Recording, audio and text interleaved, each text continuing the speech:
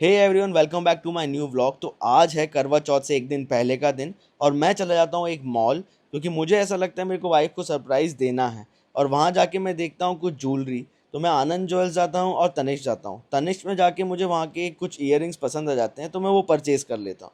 Purchase करके अपनी wife को बोलता हूँ कि तुम बाहर आ जाओ मॉल के, तुम्हारे लिए एक सरप्राइज़ है। तो वो कुछ काम करके बाहर आती है और एकदम से रुकती है और देखती है मेरे हाथ में कुछ गोल्ड का है, कुछ रखा हुआ है तनिष्क से लिया हुआ। तो she was surprise. On the same note वो बहुत ज़्यादा इमोशनल हो जाती है कि मुझे क्यों दिया ये वो, बट मुझे ऐसा लगता है कि वो मेरी लाइफ की बहुत इंपॉर्टेंट पार्ट है और मुझे उसको सरप्राइजेस देते रहना चाहिए। तो मैंने उसको गोल्ड का कुछ ईयरिंग्स दिया था। इसके बाद मैं चला जाता हूँ घर। डेक्स्टर थोड़ा सा तबीयत ख़राब है डेक्स्टर की, क्योंकि वो एजेड हो गया है, तो मम्मी उसको सुला रही हैं। और इसके बाद रखती है मेरी वाइफ को मेहंदी, तो मेहंदी वाली आके उसको मेहंदी लगाती है। और रिसेंटली हमने रेस्क्यू करी हैं 2 स्क्विरल्स, जो कि बहुत टाइनी हैं और बहुत छोटी सी हैं और उनको हैंड फीड ही करना पड़ता है। तो रिद्धि उनको खाना खिलाती है और साथ में थोड़ी सी दवाई भी पिलाती है, ताकि उनको कोई इशू ना हो। और हम थोड़ा सा प्ले करते हैं उनके साथ, तो इस तरीके से डे एंड करते हैं।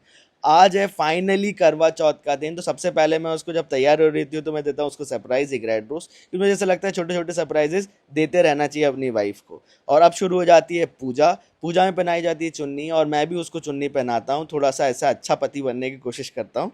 तो पहना के हम लोग पूजा स्टार्ट कर देते हैं। और सुबह से भूखे हैं सब, तो सब भूखे हुए हैं। तो ऐसा लगता है कि अब पूजा आ जाए, चांद जल्दी से आ जाए। मैं कथा सुनाता हूँ। कथा सुनाने के बाद आरती होती है। इस बार हमारे साथ आए चाचा चाची, उनके कुछ बच्चे।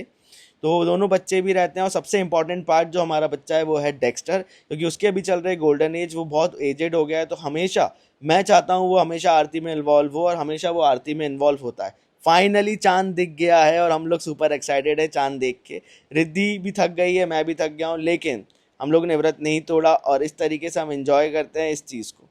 अब ये आ गया हमारा समय जब हम उनको पूजा करनी पड़ती है। मेरी चाची और मम्मी पूजा कर रही हैं, इसके बाद हमारी पूजा करने की बारी है। सबसे पहले मैं उसको पानी पिलाता हूँ और साथ ही साथ उसको मिठाई भी खिलाता हूँ। इस तरीके से हम लोग डे एंड करते हैं कि हमारे यहाँ प्रथा है एक पूजा करने के बाद टीके की, तो टीका होता है। और एक और सरप्राइज आने वाला है नेक्स्ट ब्लॉग में इसी दिन का, तो मैं आपसे मिलता हूँ।